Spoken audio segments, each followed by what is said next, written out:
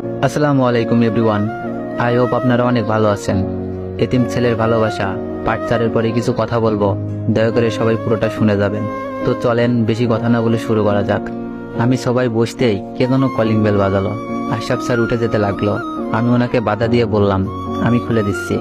দরজা খুলেই দেখি এ তো সেই অহংকারী মেয়েটা দাঁড়িয়ে আছে। আমাকে দেখে বলল, ওই তুই আমার বাসায় কি করিস? আমি বললাম, এটা আপনার বাসা হবে কেন? আমি তো আশরাফ স্যারের বাসায়। মেয়েটা বলল, উনি আমার বাবা, সামনে থেকে সর, না হলে কানের নিচে দুটা লাগাবো। কি ডেঞ্জারাস মেয়ে, না সরে দাঁড়ালে সত্যি মেরে দিবে। কি দরকার এমনি এমনি থাপ্পড় খাওয়া? এজন্য তাড়াতাড়ি সরে দাঁড়ালাম। মেয়েটা পাশ দিয়ে রুমে প্রবেশ করলো।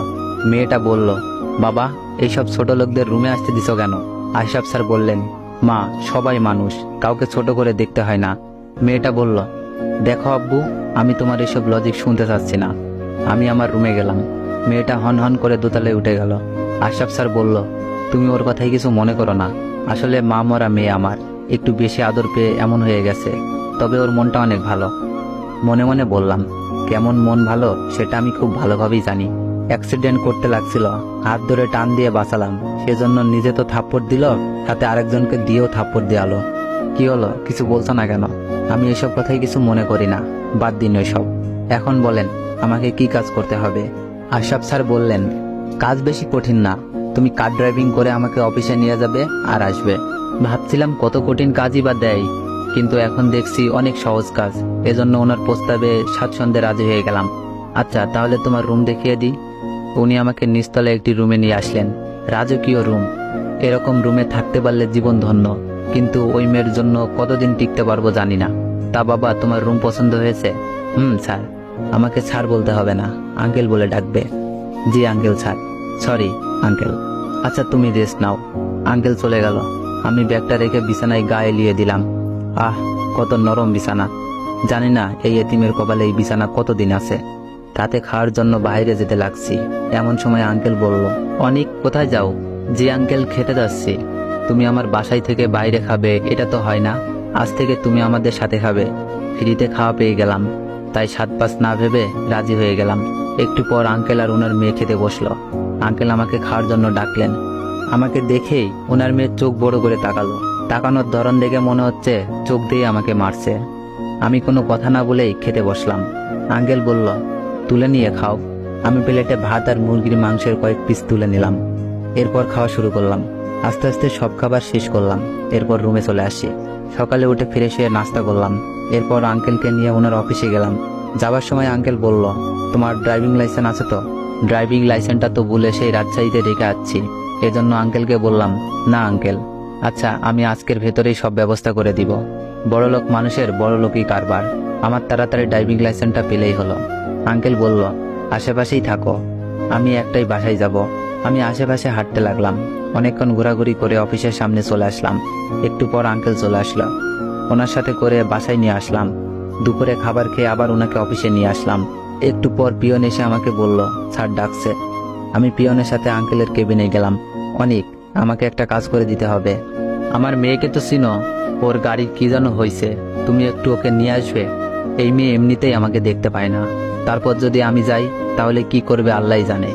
তারপরও আঙ্কেলের কথায় রাজি হয়ে ওনার মেয়ের ভার্সিটিতে গেলাম। আমাকে বিএমডাব্লিউ গাড়ি থেকে নামতে দেখে আশেপাশের মেয়েগুলো তাকিয়ে আছে। হয়তো ভাবছে কত বড় লোক ছেলেটা, কিন্তু তারা জানে না আমি একজন এতিম, শুধুমাত্র এই গাড়ির ড্রাইভার। আমার এত কিছু না ভাবলেও চলবে। এখন স্যারের মেয়েকে খুঁজে পেলেই বাঁচি। হাঁটতে হাঁটতে সারা ক্যাম্পাস খুঁজে ফেললাম, তাও ওনার মেয়েকে পেলাম না। অবশেষে ক্লান্ত হয়ে গাড়ির কাছে চলে আসলাম। গাড়ির ভেতর থেকে পানির বোতলটা বের করে কিছুটা পানি খেয়ে আবার আশেপাশে চোখ বুলালাম। হ্যাঁ, অবশেষে তাকে পেয়েছি, কিন্তু সাথে ওর আরো 5টা বান্ধবী আছে। এখন ওনার সামনে গেলে হয়তো অপমান করবে, কিন্তু কি করা, এতিম আমি, এসব আমাকে সহ্য করতেই হবে। আমি ওনার দিকে যেতে লাগলাম। কিছুক্ষণ পর ওনার সামনে চলে আসি। মেয়েটা বলল, ওই তুই আসছিস কেন? আব্বু কোথায়? আমি বললাম, আসলে আঙ্কেল কাজে বিজি, তাই উনি আমাকে পাঠিয়েছেন আপনাকে নিয়ে যাওয়ার জন্য। মেয়েটা আচমকা সবার সামনে আমাকে থাপ্পড় মেরে দিল। সবাই আমার দিকে তাকিয়ে আছে। হয়তো তারা ভাবছে আমি হয়তো মেয়েটাকে প্রপোজ করছি, এজন্য থাপ্পড় দিছে, কিন্তু কেউ আসল ঘটনা জানলো না। আমি গালে হাত দিয়ে বললাম, আমাকে মারলেন কেন? মেয়েটা বলল, চাকরের বাচ্চা চাকর, তুই কোন সাহসে আমার আব্বুকে আঙ্কেল বললি? এরপর থেকে কোনো সময় যদি এসব শুনছি তাহলে তোর কপালে ভয়ানক দুঃখ আছে। আর আমাকে সবসময় ম্যাডাম বলে ডাকবি। জি ম্যাডাম। ওই গাড়ির চাবি দে আর আমার সাথে আয়। আমি ম্যাডামকে চাবি দিয়ে দিলাম। ম্যাডামের এক বান্ধবী বলল, আখি, তুই শুধু শুধু ছেলেটাকে মারলি। ম্যাডাম বলল, তোর যদি এতই মায়া লাগে তাহলে আমার বাড়ির চাকরকে বিয়ে করে নে। ম্যাডামের এই কথা শুনে ওর বাকি বান্ধবীরা হাসতে লাগলো। মেয়েটা বলল, ভাবছিলাম তোদের মধ্যে মনুষ্যত্ব আছে, এখন দেখছি তাও নেই। তোদের মতো জানোয়ার রূপী বান্ধবী থাকার চেয়ে না থাকা ভালো। এই বলে মেয়েটা চলে গেল। আজকে আমার বাবা মা থাকলে এই কথার জবাব দিতে পারতাম, কিন্তু ভাগ্যে আমার এসব কি আছে। আখি ম্যাডাম একটা গাড়ি দেখিয়ে বলল, ওটা আমার গাড়ি। ভার্সিটির গেট পেরিয়ে কিছু দূর গেলেই একটা গ্যারেজ পাবি, ওখান থেকে এটা ঠিক করে তারপর বাসায় আসবি। আর হ্যাঁ, চুরি করে আবার নিয়ে যাস না, কারণ তোদের মতো ফকিন্নিদের বিশ্বাস নেই। আমি একজন লোক ঠিক করে গাড়িটা ঠেলতে ঠেলতে গ্যারেজে নিয়ে আসলাম। গাড়ি ঠিক করতে অনেকক্ষণ লেগে গেল, ততক্ষণ রাত হয়ে গেছে। গাড়ি নিয়ে সোজা আঙ্কেলের অফিসে গেলাম। অফিসে দারোয়ান বলল, স্যার একটু আগেই বের হয়েছে। আমি কথা না বাড়িয়ে বাসায় চলে আসি। কলিং বেল চাপ দিলাম। আখি ম্যাডাম দরজা খুলে দিয়ে আমাকে বলল, যাক, ছোট লোকের বাচ্চাটা পালায়নি। আমি বললাম, স্যার কি এসেছে?